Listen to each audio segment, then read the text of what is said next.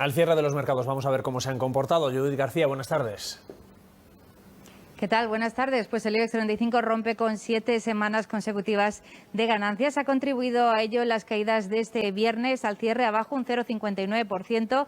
Pierde el IBEX 35 los 9.100 puntos y el lunes partirá de los 9.088. En el cómputo semanal nos deja pérdidas del entorno del 1,5%. El mayor lastre para el selectivo español en el día de hoy han sido los bancos. Banco Sabadell ha perdido más de un 3%, Bankinter cede más de 2 puntos porcentuales. Y entre las mayores caídas encontramos a otros bancos también como Santander o CaixaBank. En el lado de las subidas vemos como Farmamar y Fluidra se anotan los mayores avances del entorno al 2% y seguimos muy atentos a los precios del petróleo porque siguen subiendo y en el caso del barril de Brent de referencia en Europa superan los $71.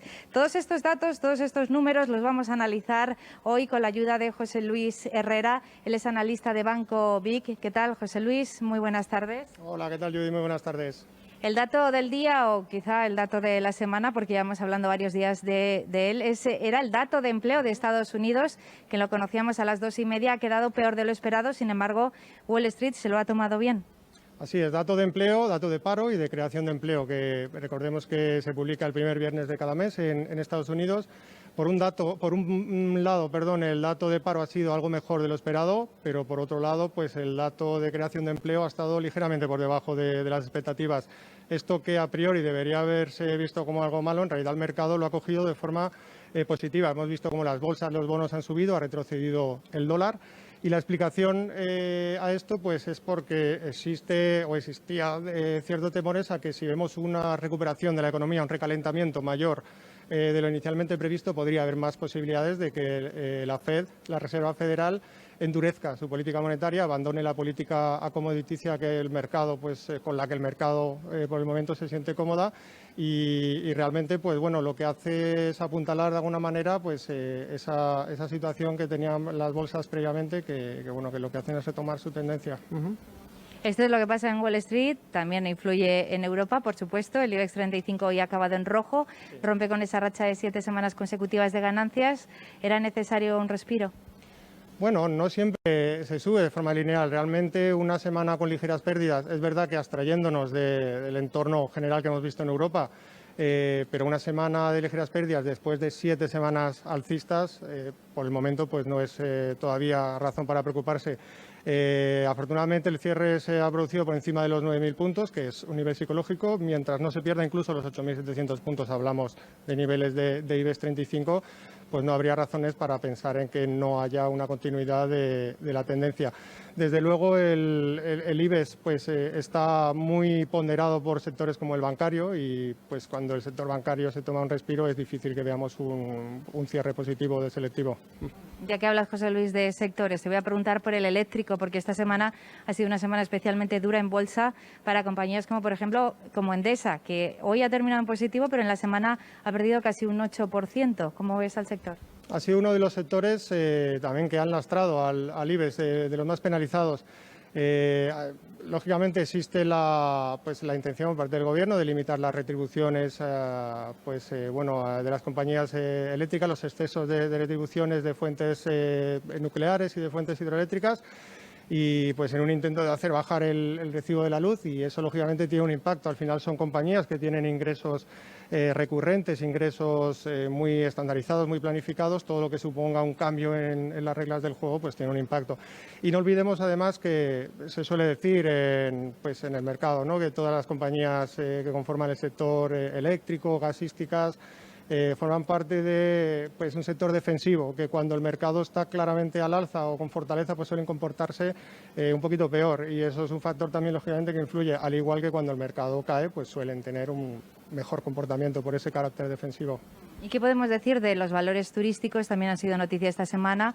Parece que ha sentado como un jarro de agua fría el hecho de que Reino Unido no nos incluya en ese listado de viajes seguros para los británicos. Mucho sube y baja en los valores turísticos en este año, ¿no?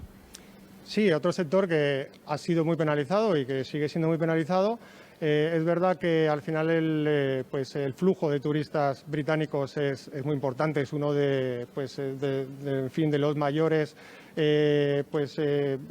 turistas, grupos de turistas que vienen a nuestras zonas turísticas, y el hecho de que pues el gobierno británico no haya eliminado como zonas de riesgo Canarias, Baleares, otras zonas turísticas, pues supone un impacto. Por otro lado, el subsector de aerolíneas, es verdad que pues ha recibido una noticia a priori positiva, porque adelantan su mejora pues, de beneficios o sus previsiones de beneficio un año. Es decir, la recuperación económica se está produciendo antes de lo previsto, con más fuerza, con más rapidez, y bueno, eso a priori, poco a poco, debería ser un aliciente positivo para las aerolíneas. Tiene factores positivos, luego tiene seguramente otro que no les guste tanto, como es la subida del petróleo, y es que tenemos al barril de Brent por encima de los $71. ¿Qué recorrido ves, José Luis, a esta subida del precio del crudo? El petróleo, la verdad es que es un activo que bueno, es difícil muchas veces de calibrar hasta qué punto debería llegar, no debería llegar, reacciona bastante. Esta semana, además, ha habido una reunión por parte de la OPEP y los aliados, uno de los organizaciones más importantes que se encargan de alguna manera de regular el precio del petróleo. No olvidemos que venimos de una situación en la pandemia en la que pues, hubo ímprobos esfuerzos por parte de la organización para hacer recortes de producción que permitieran subir al petróleo hasta los niveles actuales, de hecho. Y, sin embargo, pues ahora se puede dar la circunstancia contraria, que ese exceso de valoración o que esa subida de la cotización del petróleo pues pueda ser un punto negativo para la recuperación económica. Pues en esa reunión lo que se ha hablado es en una reducción gradual, en un aumento gradual, perdón, de la producción para, de alguna manera, pues equilibrar esa oferta-demanda.